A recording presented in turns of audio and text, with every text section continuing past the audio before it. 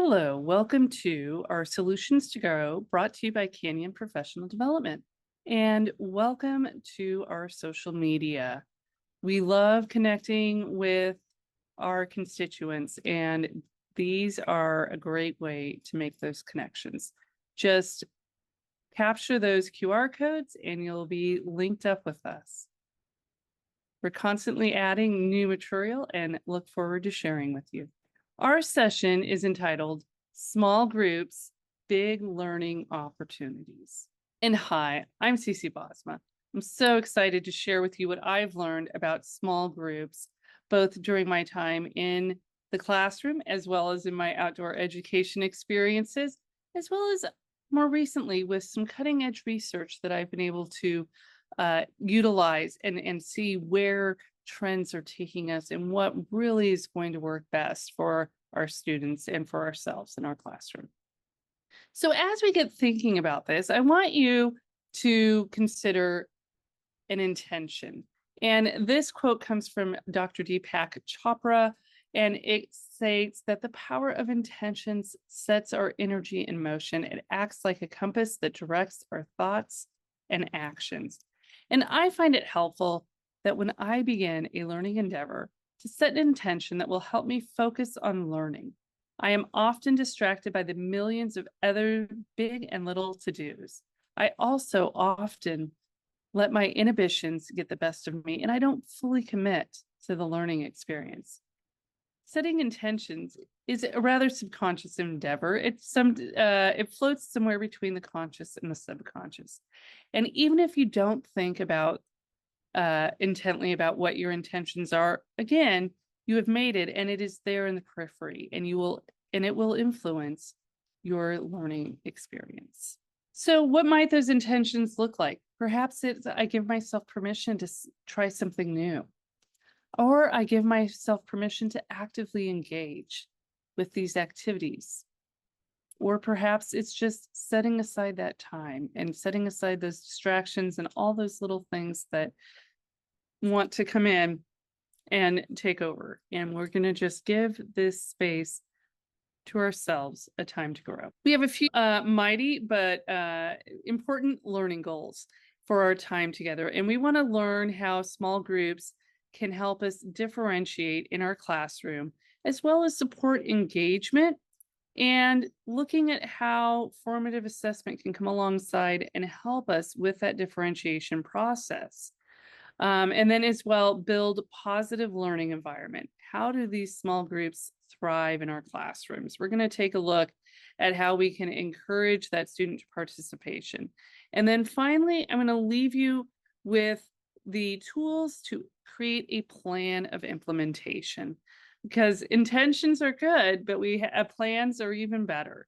So once we have those tools, think about how we're going to implement and plan for small groups in your own classroom. So I have a few quotes here just to get us thinking about this small group idea. And the first one is, teaching students the skills necessary for effective group work will support students in learning effectively in groups. And this is from Tomlinson in she is a group guru on small group work. We also have small group instruction and cooperative learning have a significant impact on student achievement. And this is from Hattie. And Hattie has done a huge volume of studies finding out what works best for instruction. And then finally, we have the teacher will be able to manage the classroom while working in a focused, uninterrupted way with small clusters of students. And this brings us back to Tomlinson. This is one of the key factors as to why we want to implement small groups in our own classroom. Which of those quotes resonates with you, or maybe all three? Think about how you want to see small groups utilized in your classroom. And as we get going, what is your current comfort level with managing the small groups in your classroom? Are you at the not quite there yet end, or are you moving over to I got this? Whatever your level of comfortability with small groups, I hope that today we walk away with a slightly better understanding of how we can implement small groups and some really useful tools that you'll be able to implement right away. Think back, recall a time when you participated in a small group that felt disorganized or unproductive. What aspects of the experience made it less than ideal?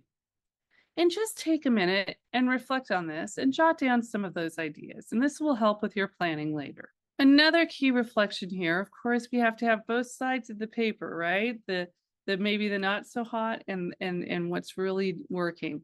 So now I want you to imagine your ideal small group setting. What elements would contribute to a positive and productive experience? So consider what you've seen work and what you've experienced in small groups, whether it be in the education setting or some other type of setting with a small group. Jot down your ideas. This will help with your planning as you move forward. So our why. Why do we want to do small group instruction? Small group instruction helps us to offer individualized support.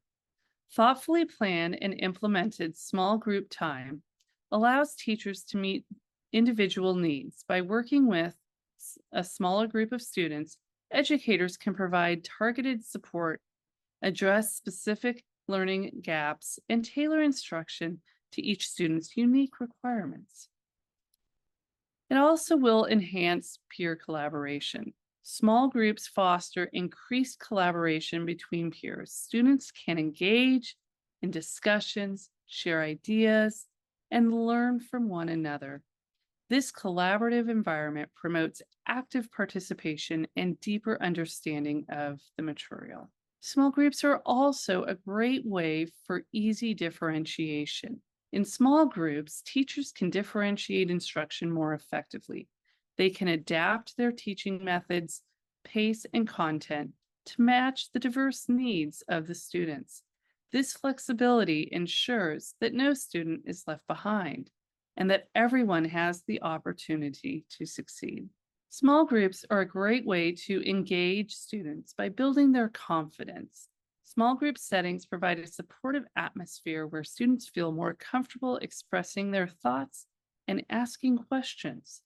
As they gain confidence, they become more engaged in their learning and will take ownership of their progress. And I always want to remind teachers with no matter what new practice you're starting, go slow to go fast, I always say. If you're just getting started, you want to take time to practice and to slowly implement the entire practice in bite-sized pieces. And by doing so, you will progress to a place of being able to implement with fidelity. Some components to consider when implementing small groups. You're going to want to organize your classroom environment to support small groups and independent work.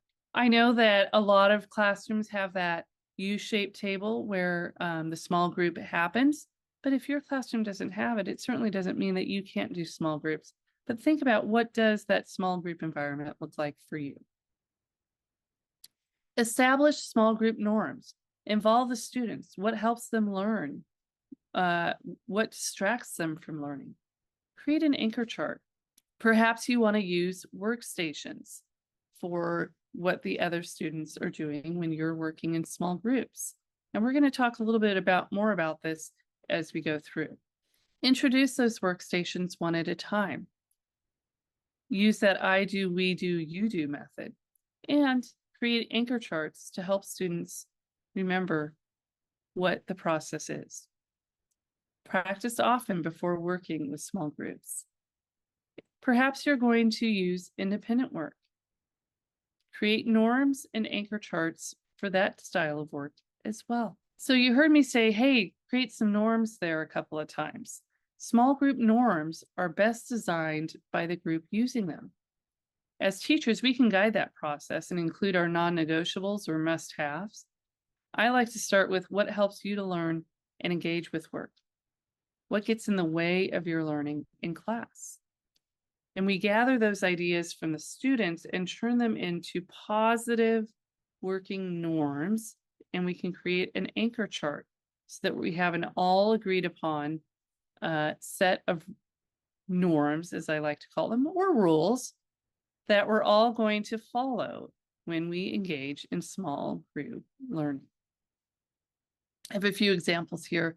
Use soft voices, stay on task, respect others and their thoughts. Phone a friend, perhaps a way to keep students from wanting to come interrupt your small group.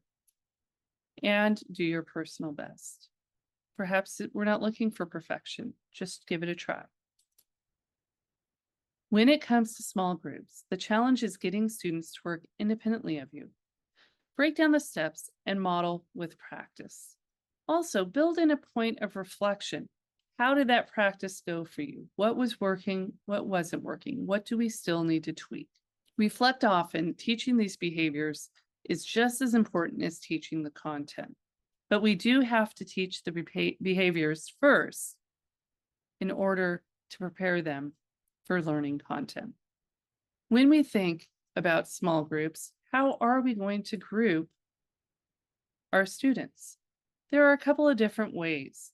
We can look at homogeneous groups that consist of students with similar abilities or interests or perhaps background knowledge. When we group by these different homogeneous group styles, it allows teachers to provide targeted instruction for specific learning needs. For example, if a group of students needs extra support in math, a homogeneous group can focus on a specific math concept. Or perhaps a small group of students is struggling with reading comprehension. A small group will work together to improve specific skills related to reading comprehension. You also have heterogeneous groups. And by definition, heterogeneous groups include students with different abilities, different interests, or background. And the benefits can be that we have we have students that are maybe still learning a skill, group of students that have mastered that skill. And now that the students have mastered the skill, we'll be able to help the students that are still working on it. And this allows the capable peers to gain insights that they might not get from the teacher alone, for both the students learning the skills and students that have mastered the skills.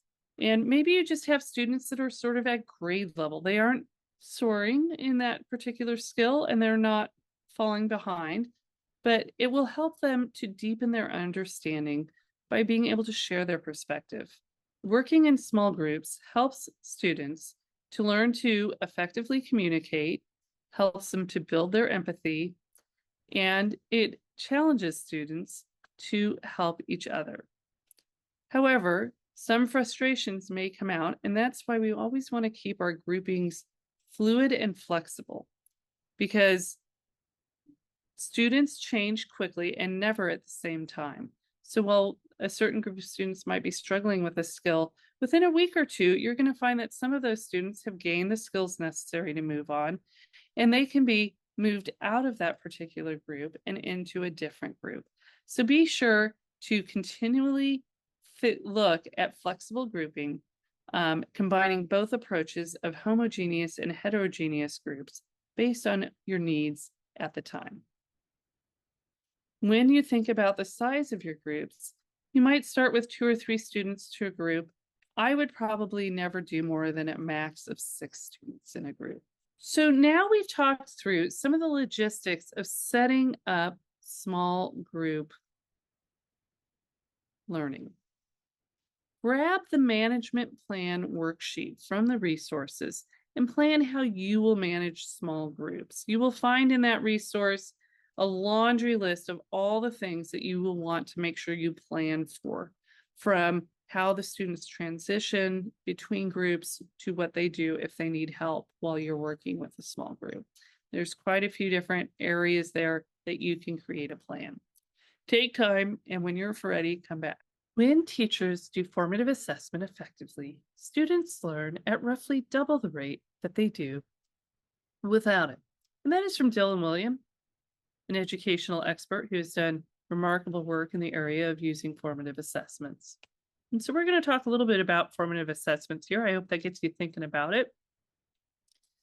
Because when we think about, especially those homogeneous groupings, how do we know our students' abilities? Well, the best way to find out is through formative assessment. And formative assessment provides ongoing insights into student learning, progress, and needs.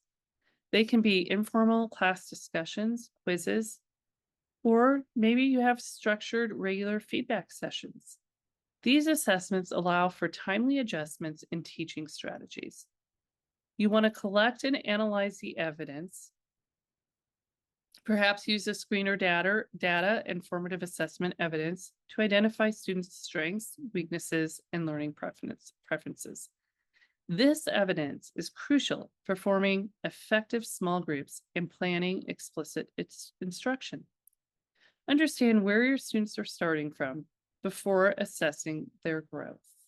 How many times have you thought that you had a great lesson plan, but realized quickly that you needed to make some modifications? Assessing ahead of time will help you plan for these three components: readiness, beginning instruction where the student's skill level currently exists. This leads to maximum growth. There's also interest. Topics, ideas, and skills that generate enthusiasm about learning. Knowing students' interests and designing lessons with interests in mind will notably increase our students' engagement. How do you assess often is anecdotal and requires building those relationships. Talk with your students, listen to what they want to talk about. Understanding their learning profile and preferred learning mode or learning preferences and environmental factors that affect learning, influenced by abilities and disabilities, perhaps gender and culture, previous classroom experiences, and more. It takes time to build an understanding. I have seen where teachers have these great ideas with small group work, but once students are sent off to their stations, the materials are not available, or students don't understand the instructions, or students are just off task and have lost interest. Formative assessment helps us to gain that information about students' interest in the topic, their readiness for the topic, and the best way to teach the topic. There are lots of different assessment tools you can use. Perhaps interest inventories, playing a game of Kahoots or Pull Everywhere, just a quick thumbs up, thumbs down, thumbs in between. Having those think, pair, shares.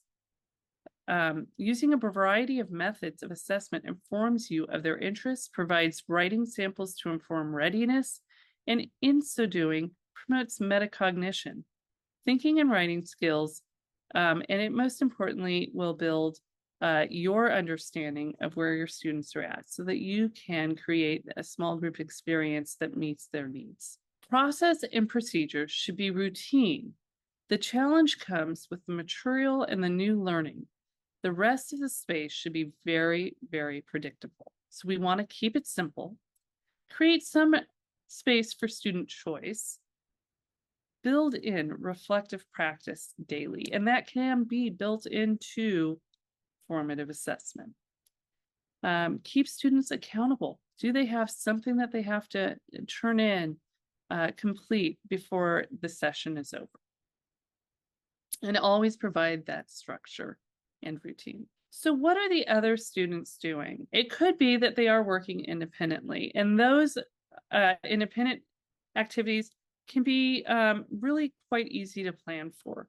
Think about a writing prompt where they have practiced and learned how they are going to respond in their journals, or perhaps sentence building, or maybe for younger students, it's a picture prompt, but that they know what is expected of them and they understand the routine. Maybe it's reading. And once again, you're going to set up those routines for buddy reading or listening to audio or working through decodables.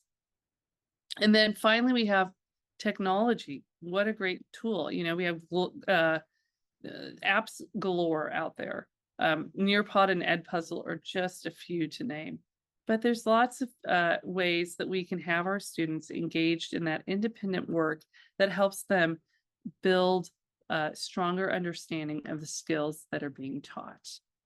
But let's say that you did want to work on creating workshops. And we talked about this earlier.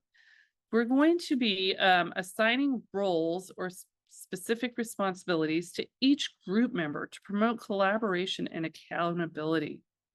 Another way is to create a jigsaw technique, breaking down content into parts, assigning each part to different groups, and then having groups share their expertise with the whole class. We can have our students working in workshops, but there's a couple of different ways to look at this. So I created this graphic here. You could have rotation that can be assigned or chosen if the students are ready. There's less control, as you can see, with letting the students choose. So you're going to have to pace yourself. This is not where we start. This is perhaps where we finish once the students have learned the routines. And then rotation or workshop. Do we want them rotating, or are they going to stay stationary within their group? And there's not going to be a rotation every time you rotate your small group that you're working with. So those are some things that will help you, that you can consider when thinking about what are the other students doing. And if you are thinking workshop or rotation, what does that look like? What are some things that we can have our students doing? Well, we can introduce roles in those small groups. Assigning specific roles or responsibilities to each group member promotes collaboration and accountability. Another thing that we can roll out is the jigsaw technique, breaking down content into parts and assigning each part to different groups, and then having those groups share their expertise with the whole class at the end. So they have something that they're working towards. Or perhaps it's as simple as a think, pair, share. Initially, students think about a topic individually, then pair up to discuss, and finally share their thoughts with the larger group. We could do a number heads together, assigning numbers to students in a group and then posing questions where a random number is selected to respond. Promoting individual accountability. Grouping students and rotating them through different learning stations, each focusing on a specific activity or skill. We could also do peer tutoring, where we're pairing students with different skill levels. One student tutors the other, fostering collaboration and peer learning. Perhaps you want to form problem-based groups, forming groups to collaboratively solve problems or engage in project-based learning. Also, thinking about these different workshop rotations and small group work allows students to choose their learning path and form groups based on common learning goals. Create a learning contract to go along with that so that everybody knows exactly what the expectations are. We can also create cooperative learning teams, create long-term diverse groups that work together over an extended period, fostering strong collaborative relationships. So there are lots of ways to group our students for that independent work. Just be sure to try something and try it for quite a while before you decide whether or not you like it, or you need to tweak it, or you want to try something new altogether. So differentiated instruction is designing tasks, organizing materials, and varying instructional methods so all students can learn, no matter their starting point. And in small groups, we are able to really differentiate instruction. And here is one way we can do that. And this is a quick lesson planning device that's broken into tiers. And you can use this to document different tiers of assignments, considering what all students need to know based on the standard. The tiers create leveled tasks or entry points into the learning. So your tier 1 is going to be your lower level Bloom's taxonomy or level 1 depth of knowledge, DOK.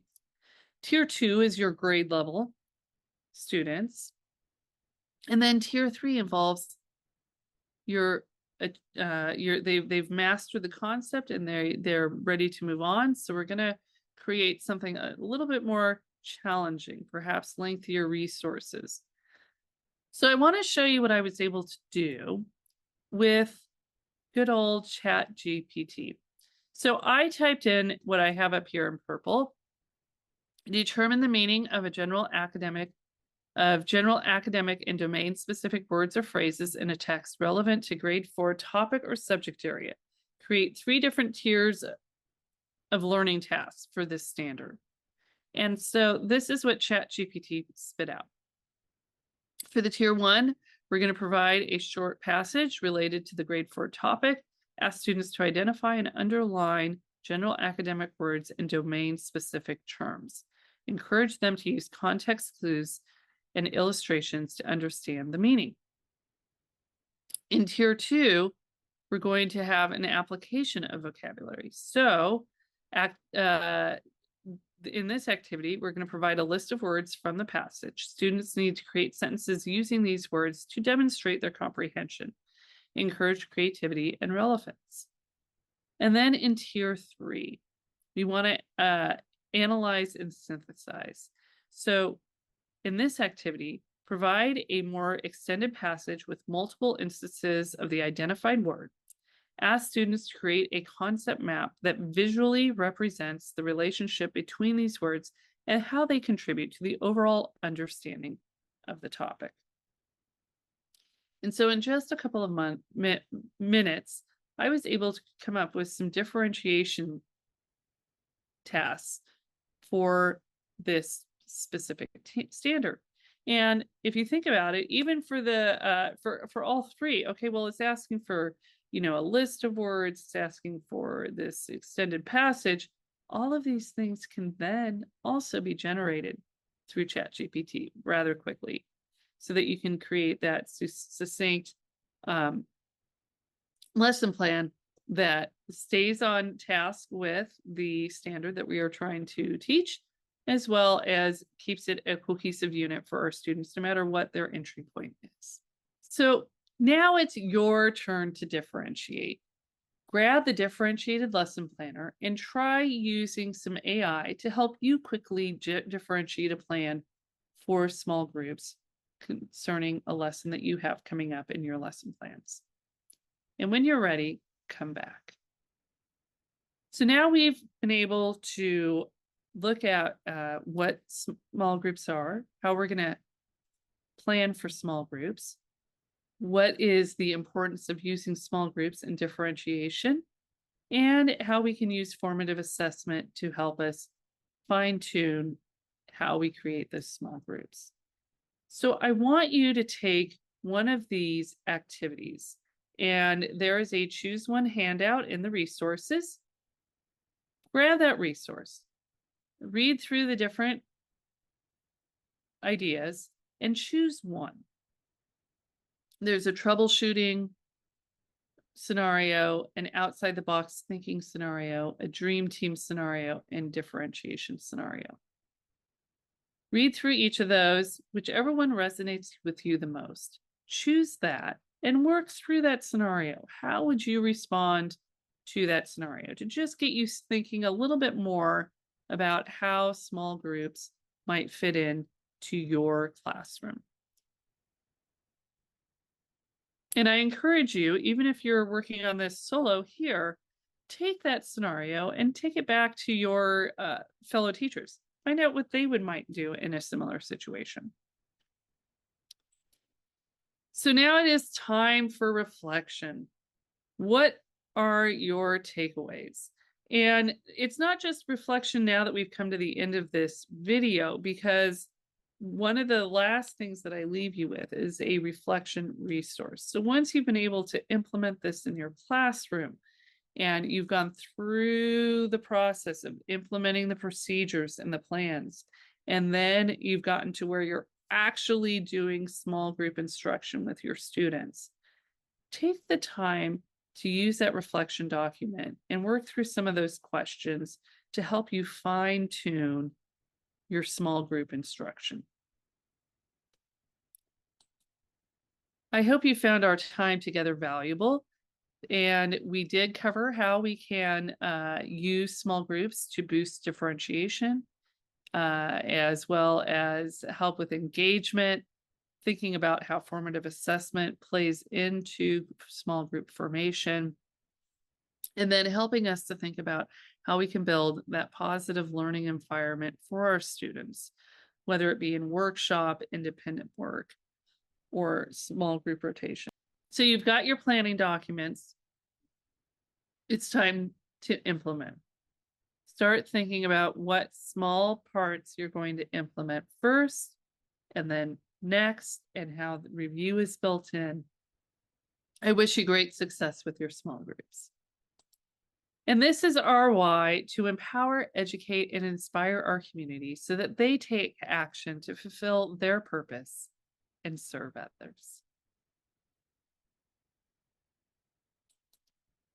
And I also encourage you to join us here on our YouTube channel. And this is the bit.ly to get there, or the QR code. There's lots of free resources there that you will most likely find something that will help you even further. And of course, you're here, canyonpedia.com, our solutions to go. Please continue to use these resources. And I thank you.